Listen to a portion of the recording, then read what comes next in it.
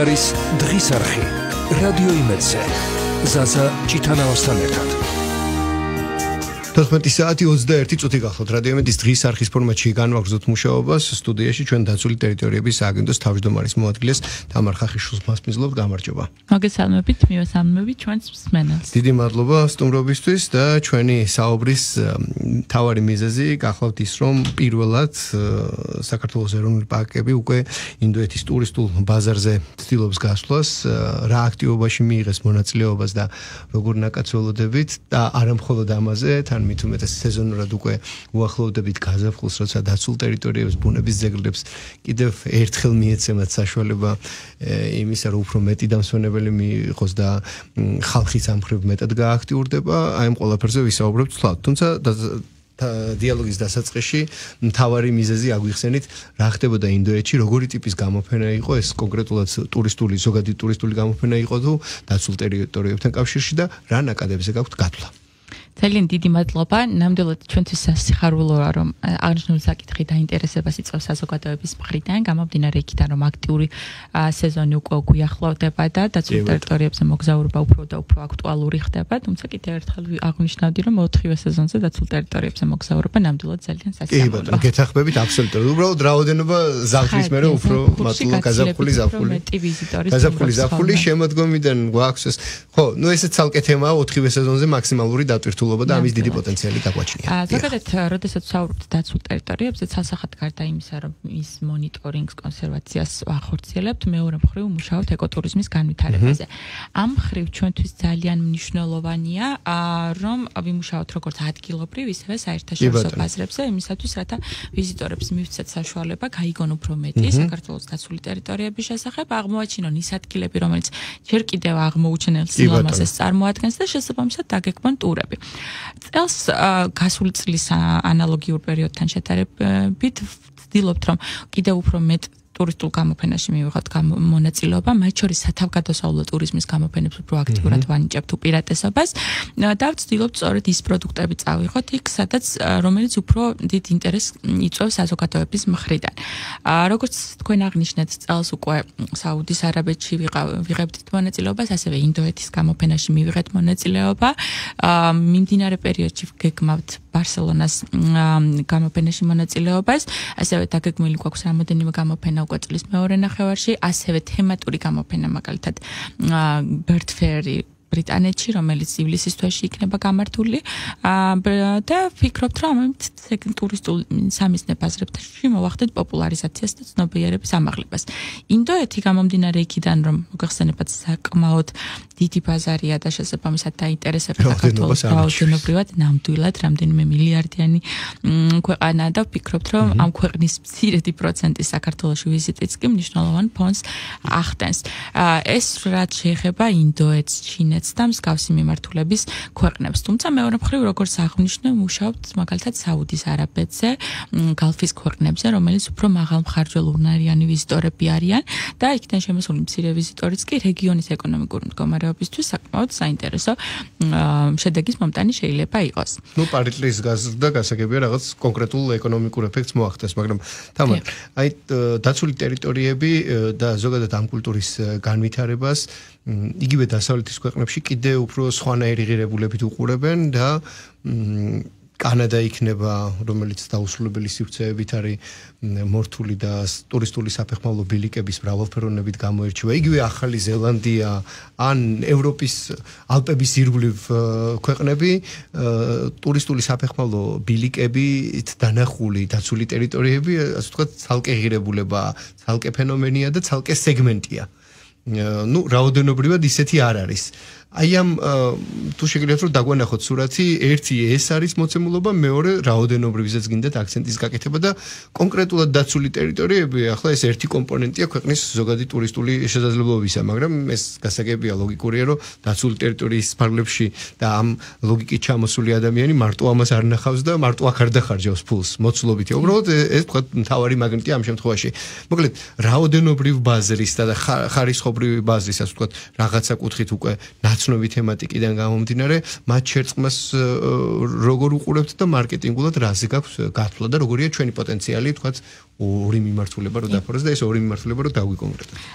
კონკრეტულად ჩვენი ხედვაა, რომ დაცულ ტერიტორიებზე მოგზაურობის საშუალება მივცეთ ყველა სეგმენტს, ანუ მათ ვისაც სალაშქრო მიმართულებები აინტერესებთ და მათ ვისაც უბრალოდ ბუნების ილამაზით კბობა უფრო მეტ ყურადღებას აქცევენ.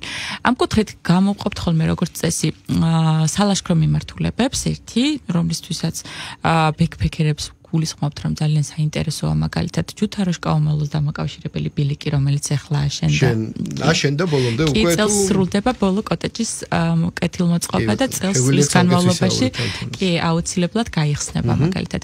გარდა ამისა, წელს დასრულდა ასევე 1200 კილომეტრიანი ქსელი ბილიკების მოწყობა, რომელიც ჯამში, რა თქმა უნდა, რომელიც 15 დაცულ ტერიტორიაზე სხვადასხვა ჯამში 75 ბილიკის აერთიანებს და ვფიქრობთ, რომ ძალიან ფართო სპექტრი აქვს ლაშქრობის მოყვარულებს იმისთვის, რომ აირჩიონ რა ტიპის ლაშქრობა აინტერესებთ, იქნება ეს ბორჯომხარაგაულის ეროვნული პარკი, ლაგოდეხის, თბილისის, ალგეთის თუ სხვა დაცული ტერიტორიები. რომ ვისაუბროთ ასევე მეორე მიმართულებაზე, ეს არის უფრო ბუნების ძეგლები, რომელიც საშუალებას იძლევა, რომ უფრო მოკლევადიანი დროით დაჰყონ ტურისტებმა დრო, ეს არის კანიონები, ჩანჩქერები, მღვიმეების მონახულება, ამ კუთხით პრომეთეს მღვიმე, მარტვილის კანიონი, ოკაცის კანიონს გამოვყავდი, რომელიც ძალიან დიდი პოპულარობით სარგებლობს და ეს არის უფრო კომფორტის მოყვარული ვიზიტორებისათვის გათვლილი, რომელიც რამოდენიმე საათით ესტუმრებიან აღნიშნულ დაცულ ტერიტორიებს, დათბობებიან სილამაზები, კილომეტრებს არივლიან ბილიკებს. ეხლა პროპორციულად რომ ავიღოთ, საკმაოდ დიდია იმ ვიზიტორების რაოდენობა, რომლებიც სწორედ ეს მოკლე ხნიანი ვიზიტებით ინტერესდებიან მარტვილის კანიონს, პრომეთეს მღვიმეს აღნიშნავ, რომელიც ტოპ ადგილს იკავებს სხვა დაცულ ტერიტორიებთან მიმართებაში და ამ კუთხით ძალიან დიდია მაგალითად საუდის არაბეთის, ასევე ინდოეთის, ისრაელის, პოლონეთის დაინტერესება. ევროპელი ვიზიტორებისათვის გაცილებით უფრო საინტერესო არის უფრო სალაშქრო მიმართულებები, თუმცა ამ მხრივ რაოდენობრივად ლოგიკურად არ არის იმ რაოდენობის ვიზიტორები, რაც მნიშვნელოვან რიცხვებზე მოგცემდა საუბრის საშუალებას. დღეს მდგომარეობით შეგვიძლია ვთქვათ, რომ აი დაახლოებით 2024 წელი რომ შევაჯამოთ 1,100,000-ზე მეტ ვიზიტორს უმასპინძლეთ წლის განმავლობაში, 25 წელზე იანვარ-თებერვალზე თუ ვისაუბრებთ, 35,000 ვიზიტორი ყავდა ამ ორ თვეში, რაც წინა წელთან მიმართებაში გაზრდილი მაჩვენებელია, თუმცა რა თქმა უნდა წინ აქტიური სეზონია და ვფიქრობთ, რომ წლის განმავლობაში კიდევ უფრო გაიზრდება ეს რაოდენობა. მით უფრო რომ ვცდილობთ, რომ ახალი სერვისებიც დავამატოთ. წელს ახლა მიმდინარეობს თბილისის ეროვნული პარკის კეთილმოწყობა მცირედი ეკოტურისტული ინფრასტრუქტურით, რაც გულისხმობს ფანჩატურების, სველი წერტილების, მანიშნებლების მოწყობას ბილიკების პარალელურად. ფაქტიურად თბილისის ეროვნული პარკის საბადუნის უბანზე, ისევე როგორც ზედაზენის უბანზე, კეთილმოწყობილი ფანჩატურები და საკარვე ადგილები დახვდებათ ვიზიტორებს. მოგეხსენებათ თბილისის ვიზიტორთა ცენტრებიც შენდება კი, როგორც ზედაზენის, ასევე საბადურის უბანზე.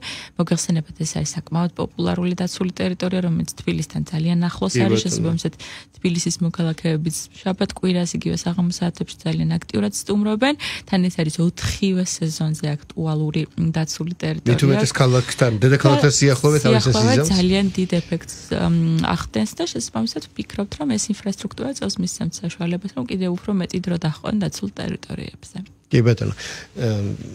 თამარ, თქვენ შარშანდელი სტატისტიკა ახსენეთ 2024-ში რამდენი მივიღეთ? 1,100,000-ზე მეტი. 25 წელს ველოდებით კიდევ უფრო მეტს. დაახლოებით 10%-იანი ზრდას მინიმუმ ველოდებით წლის განმავლობაში. ახსენეთ ტურისტული საფეხმავლო ბილიკები. რომელთა ცალკეული ჯერჯერობით ცალკეული ქსელები გვაქვს, ლოკალური ქსელია დაცული ტერიტორიების კონკრეტულ სივრცეებში. და მე კიდევ ერთხელ აღნიშნავ, რომ დაცული ტერიტორიები პირველი უწყებაა საქართველოში, რომელმაც საკუთარი სივრცეები დახუნძლა და გაამრავალფეროვნა ტურისტული საფეხმავლო ბილიკებით და ჩვენ უკვე ჩვენი სტანდარტი გაგვაჩნია და ეს მიმზიდველობა თუ ინფრასტრუქტურული მხარდაჭერა მნიშვნელოვანი კომპონენტია იმისთვის, რომ ერთიანობაში ეს ყველაფერი შეიკრას. თქვენ ახსენეთ კავკასიონის ბილიკი, რომელიც დააკავშირებს იმ ორ სივრცეს, სამ სივრცეს ფაქტობრივად, რომელიც აღმოსავლეთ საქართველოს კავკასიონის ქედზე გაივლის. ეს მარშრუტი ვისთვისაც ცნობილია და ვინც ადგილობრივია, მათთვის უცხო არ არის და ახალი არ არის და აქ ისეთაც საფეხმავლო ტურები ადრე ხორციელდებოდა, თუმცა ყოველგვარი ინფრასტრუქტურის გარეშე და ისეთი იმპროვიზაციული ბილიკით. აქ რა გვექნება, მე იმედი მაქვს, რომ ამაზე კიდევ უფრო სწორად ვისაუბროთ, როდესაც შევასრულო ექსპლუატაციაში და მგონია, რომ ცალკე მიზიდულობის წერტილი იქნება, როშკა ომალო ეს ცალკე სილამაზეებია და საერთაშორისო სტანდარტის ან მიმზიდველობის კიდევ ერთი კომპონენტის კუთხით რა სხვაობა გააჩნია ამ ბილიკს, რომელიც სრულიად არასტანდარტულია ჩემი აზრით ჩვენს მოცემულობაშიც, იმიტომ რომ ქედზე გაივლის ფაქტობრივად კავკასიონის თავარ ქედზე. ნამდვილად უნდა დაგეთანხმოთ, ეს არის პირველი უპრეცედენტო პროექტი, რომელიც ძალიან ფართო მასშტაბიანია, აღნიშნული პროექტი ფაქტიურად მუნიციპალური განვითარების ფონდის ფინანსური მხარდაჭერით, ასევე მსოფლიო ბანკის ჩართულობით მათი დაფინანსებით განხორციელდა და ფაქტიურად 3 წლის განმავლობაში მიმდინარეობდა და მისი უნიკალურობა გამომდინარეობს იქიდან, როგორც აღნიშნეთ, რომ ქედზე გაივლის და სამ დაცულ ტერიტორიას, ფშავ-ხევსურეთის ეროვნულ პარკს, ყაზბეგის ეროვნულ პარკს და თუშეთის დაცულ ტერიტორიებს აკავშირებს ერთმანეთთან. და ეს არის ფაქტიურად ძალიან ფართო მასშტაბიანი სალაშქრო მიმართულება მოყვარულებისათვის ფაქტიურად ერთკვირიანი ლაშქრობის დაგეგმვის საშუალებასაც კი აძლევს ვიზიტორებს, როგორც აღნიშნეთ, აქ ვიზიტორებს დახვდებათ კეთილმოწყობილი ბილიკი, უსაფრთხო, ყველანაირი საერთაშორისო და ადგილობრივი რეგლამენტით გათვალისწინებული სტანდარტებთან შესაბამისობაში, ასევე ტურისტული თავშესაფრები, რომელიც ღამისთევის კომფორტული ღამისთევის საშუალებას მისცემს ვიზიტორებს და ნამდვილად ამ არეალისთვის ძალიან მიმზიდველი შესაძლებლობაა თუ გავითვალისწინებთ იმას, რომ ეს ტერიტორიები უნიკალური სილამაზით გამოირჩევა და რეალურად ძალიან ბევრი დამთვალიერებელი შეიძლება ჰყავდეს. ჩვენი კუთხით წელს ვფიქრობთ, რომ აქტიურად ვიმუშაოთ უკვე აღნიშნული ბილიკის პოპულარიზაციაზე, უკვე როდესაც დასრულდება და ოფიციალურად გაიხსნება ცალსახად ჩვენი კუთხით კიდევ უფრო მეტი ინფორმაცია გავრცელდება, მეტი აქტივობებს განვახორციელებთ იმისათვის, რათა საზოგადოებას მიეცეს ინფორმაცია, რა მარშრუტით დაახლოებით როგორ დაგეგმონ მათი მოგზაურობა აღნიშნულ დაცულ ტერიტორიებზე და მოხარული ვიქნებით ნამდვილად თუ სხვადასხვა ტურისტული კომპანიები აქტიურად იმუშავებენ ასევე დაცული ტერიტორიების აგენტოსთან იმისთვის, რომ უფრო და უფრო მეტ ჯგუფებს მივცეთ საშუალება ნახონ ეს სილამაზე. ნუ აქ უკვე თქვენ კიდევ უფრო მეტი აქტივობა მოგიწევთ ტურისტულ კომპანიებთან კომუნიკაციაში, იმიტომ რომ მარტვილის კანიონი პირობითად სხვას აღარ გავაგრძელებ, არ დავასახელებ ჩანჩქერებს და ასე შემდეგ. ისეთი ობიექტია, რომლისკენაც გეზი გაყვალულია. და ავტომატურად ყველა ჩასვამს, მაგრამ აი მრავალფეროვნება რაც ჩვენ გაგვაჩნია, ხო? აი მრავალფეროვნების შესახებ შეიძლება არც გაუგია ტურისტულ კომპანიას უცხოეთში მყოფს და აქ პარტნიორები რო ყავს ისეც ან აქ რომელიც არის ბაზირებული, ან ტუროპერატორებს ძალიან ბევრს სამწუხაროდ და ამიტომ სხვა შესაძლებლობების შესახებ მათთვის ასევე ინფორმაციის მაღალ დონეზე მიწოდება და ეფექტიანობა ალბათ უპრიანი იქნება ყველაფერთან ერთად, იმიტომ რომ ცნობიერება უფრო ანუ ერთია, როდესაც ბაზა გაქვს და მეორეა, როდესაც ბოლომდე ყველა მარიცის და მით უმეტეს, როცა ასეთი შესაძლებლობები გაგვაჩნია. აი ხა თქვენ საინტერესო დეტალი აღნიშნეთ, რომ სამ დაცულ ტერიტორიას გააერთიანებს ეს ბილიკი, რომელიც როგორც კი გაიხსნება, ძალიან დიდხნიანი რეზონანსის საგანი გახდება, დარწმუნებული ვარ. და ეს თუ არ ვცდები პირველი შემთხვევა, როდესაც სამი ეროვნული პარკი თუ დაცული ტერიტორია ერთი ტურისტული საფეხმავლო ბილიკით იქნება გაერთიანებული, იმიტომ რომ ყველა დაცულ ტერიტორიაზე მარიამ ჯვარი იქნება თუ არ ვიცი ბორჯომხარაგაულის პარკებში ლოკალური ბილიკებია, იქ წრიული, გამჭოლი ან ცალმხრივი, მაგრამ ერთმანეთთან დაკავშირებული ეს ბილიკები არ არის. აქ გვექნება ბილიკების თემა ვფიქრობ ერთ-ერთი მნიშვნელოვანი საშუალება იმისთვის, რომ დაბანილ დავარცხნილად და დაცული ტერიტორიების თავარი ღირებულების დარღვევის გარეშე, რაც არის ველური ბუნების მაქსიმალური შენარჩუნება, მისი დათვალიერებისა თუ აღქმის კარგ საშუალებას გვაძლევს. ამ მხრივ ბილიკი იდეალური გამოგონებაა და რეალობაა. ორ კითხვას გავაერთიანებ. ერთი, ხომ არ ფიქრობთ, რომ აი სხვადასხვა ლოკალური პარკების, სადაც ლოკალური ქსელია, მათი გამაერთიანებელი ბილიკის მშენებლობაზე, სადაც ამას ლანდშაფტი და შესაძლებლობა იქნება და მეორე თუ ზოგადად ბილიკების მოცულობის თუ სიგრძეების ზრდაზე ზრდის საკითხს რამდენად განიხილავთ? ნამდვილად თქვენ სწორად აღნიშნეთ რეალურად ბილიკების დაკავშირებულობა ერთ-ერთი ჩვენთვის მნიშვნელოვანი აქცენტის გასაკეთებელი საკითხია იმისათვის რათა უფრო მეტი შესაძლებლობა მივცეთ რა თქმა უნდა ვიზიტორებს დაცულ ტერიტორიებზე მოგზაურობის კუთხით. ამ კუთხით გამოვყოფდი მტირალა კინტრიში რომელიც შესაძლებლობას გვაძლევს და აქ უკვე გაკეთებულია მსგავსი ტიპის ბილიკები დაკავშირებულია ლანდშაფტური გადასვლა. ძირითადად უფრო ლანდშაფტიდან გამომდინარე ვახდენთ ხოლმე შეფასებას რის საშუალებას გვაძლევს ესა თუ ის ბილიკების ქსელი.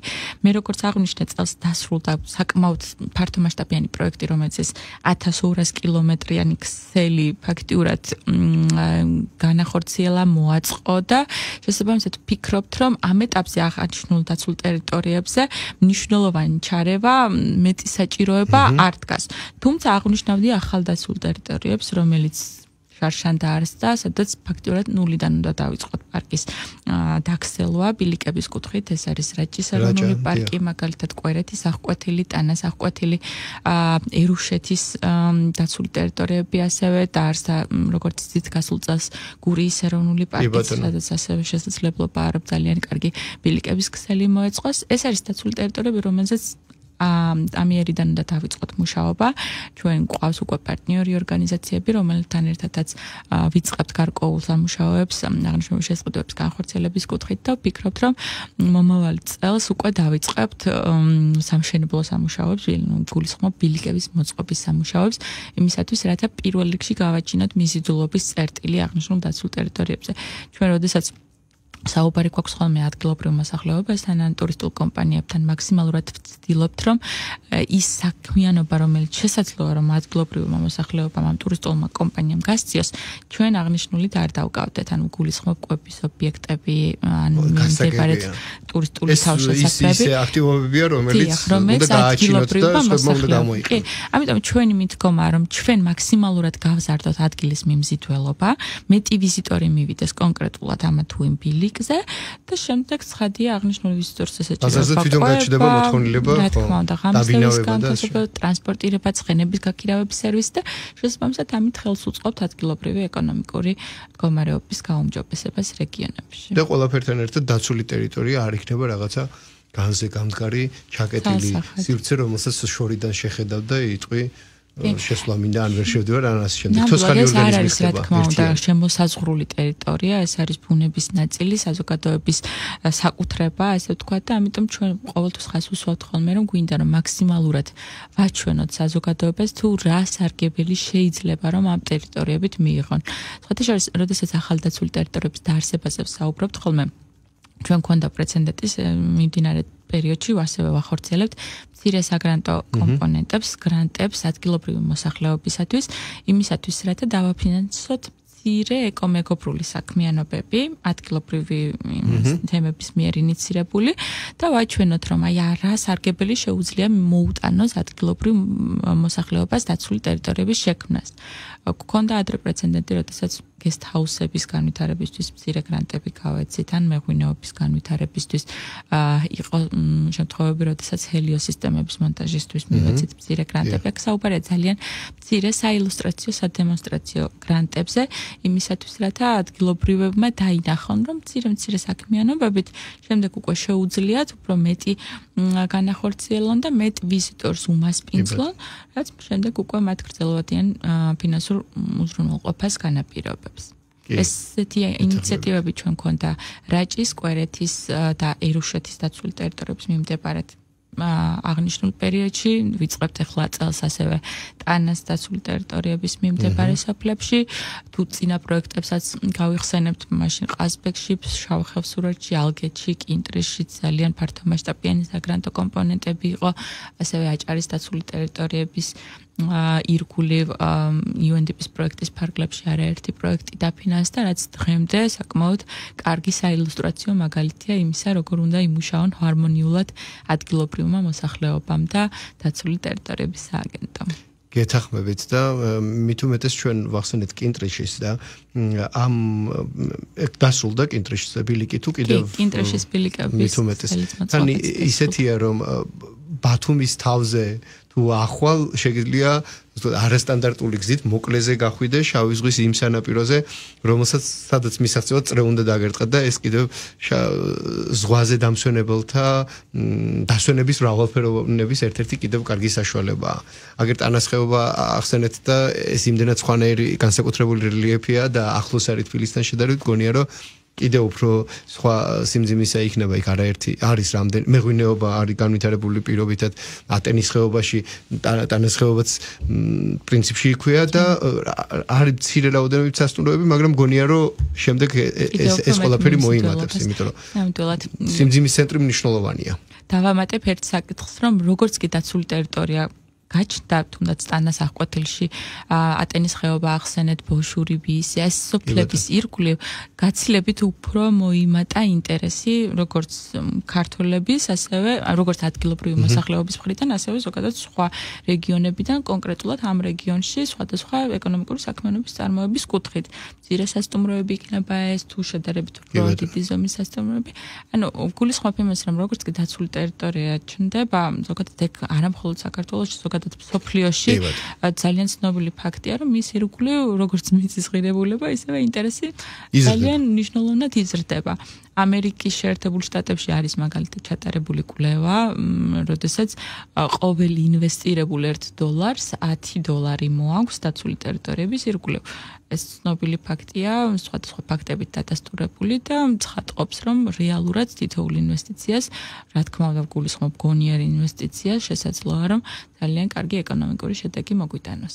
თან ყველაზე მნიშვნელოვანი არის ამ ყველაფერთან ერთად ადგილზე ლოკალურ სივრცეებში იგივე ტურისტული თუ ადგილობრივი ინტერესების ფინანსური გაზრდის გარდა დაცული ტერიტორია ხო ეს ის ორგანიზაცია რომელიც თუ სივრცე სადაც სახელმწიფო საერთო ბიუჯეტიდან გამოყოფილი თანხით ხდება ამ რეკრეაციული ზონის შენარჩუნება ხო მაქსიმალურად ავთენტურად და როდესაც იგივე საფეხმავლო ბილიკია როდესაც აქ ტურისტების მიღების გარკვეული ინფრასტრუქტურა არსებობს დასათვალიერებლად მოსული ადამიანი ფაქტობრივად ტოვებს საერთო ჯამში ფულისა თუ ხაზინისა იმ წილობრივ თანხას, რომელიც შემდეგ ისევ დაუბრუნდება ამ დაცულ ტერიტორიას და ეს არ იქნება მხოლოდ სივრცე, სადაც მარტო იქით უნდა გაუშვა ფული, არამედ ეს პირიქით იქ ჩაშვებული თანხა აქითაც მოიტანს ფულს საერთო ბიუჯეტში, ხო?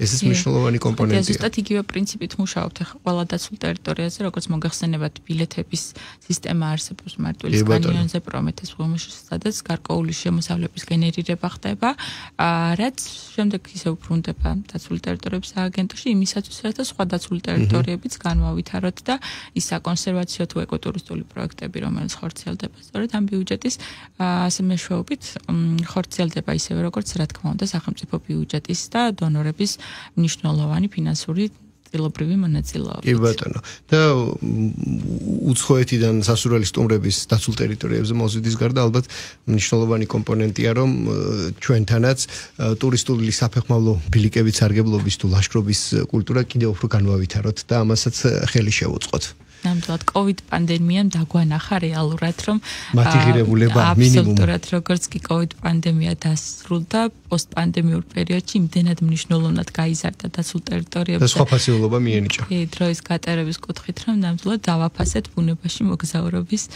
სიამოვნება. მით უმეტეს დღეს, როდესაც კლიმატის ცვლილებებისა და კლიმატთან დაკავშირებული სერიოზული გამოწვევების ფონზე ვართ გლობალური მასშტაბით, ჩვენი ლანდშაფტი და ჩვენი ბუნება, სადაც უმეტესი წილი ჩვენი ტყეების არის ბუნებრივი და ზოგადად რეკრეაციული თუ ეკოტურიზმი ერთგვარად ტრენდულია, მით უმეტეს პანდემიის შემდეგ და ეს ტენდენცია დიდი ალბათობით გაგრძელდება დაცულ ტერიტორიებს და ზოგადად სიმწვანესთან დაკავშირებულ ობიექტებს, სადაც კი ტურისტული ელემენტები არსებობს, ალბათ მეტი შესაძლებლობა ექნება და დროთა განმავლობაში მათ მიმართ ინტერესი არ შემცირდება, პირიქით გაიზრდება. ამიტომაც თქვენ დაცულ ტერიტორიებს თქვენ დაცული ტერიტორიების სწორად იქცევით, რომ თავად ვიაქტიურობთ და გადიხართ, თქვათ, საერთაშორისო ბაზრებზე და ამ გამოფენებში იღებულობთ მონაწილეობას. ნამდვილად დაგეთანხმებით, ჩვენთვის ძალიან მნიშვნელოვანია, რომ როგორც ქართველ, ისევე საერთაშორისო ვიზიტორებს მივცეთ წვდომა, ინფორმაცია და უსაფრთხოდ გადაადგილების შესაძლებლობა იმისათვის, რათა უფრო მეტ საზოგადოების დიდ ჯგუფებს გავაცნოთ ეს სილამაზე, რომელიც ჩვენს პატარა ქვეყანას გააჩნია. მრავლად. მადლობა დიდი. ძალიან დიდი მადლობა. რადიო იმედის სტუდიაში ჩვენ დაცული ტერიტორიების სააგენტოს თავმჯდომარის მოადგილეს თამარ ხახიშვილს მასპინძლობდით. მე შეგნებულად არ გამიგრძელებია სიტყვა და არ მისაუბრია შესაძლო განახლებულ ინფრასტრუქტურაზე ან შესაძლო დაცულ ტერიტორიებზე, სადაც ჩვენ კიდევ უფრო მეტად შევძლებთ მისვლას და მრავალფეროვნება დაცული ტერიტორიებისა თუ ბუნების ძეგლებისა ხელმისაწვდომი გახდება. ამ თემაზე გაზაფხულის მოახლოებასთან ერთად იმედი მაქვს, რომ კიდევ ერთხელ ვუმასპინძლებთ დაცული ტერიტორიების წარმოადგენლებს და უფრო დეტალურად ვისაუბრებთ, იმიტომ რომ ინტერესი ლოგიკურად სეზონიდან გამომდინარე კიდევ უფრო გაიზრდება. მადლობა თქვენ კიდევ ერთხელ სტუმრობისთვის, წარმატებებს გისურვებთ. რადიო იმედის პანელს შევახსენებ, რომ სტუმართან ჩვენი დიალოგი რადიო იმედის Facebook გვერდზე აიტვირთება თბილისის დროით 14 საათი 46 წუთი გახლავთ. ზუსტად 14 წუთში მორიგ საინფორმაციო გამოშვებას მოისმენთ. მე კი მოგვიანებით 14 საათიანი საინფორმაციო გამოშვების შემდეგ უკვე სტუმართან ერთად დაგიბრუნდებით. მადლობა დროებით.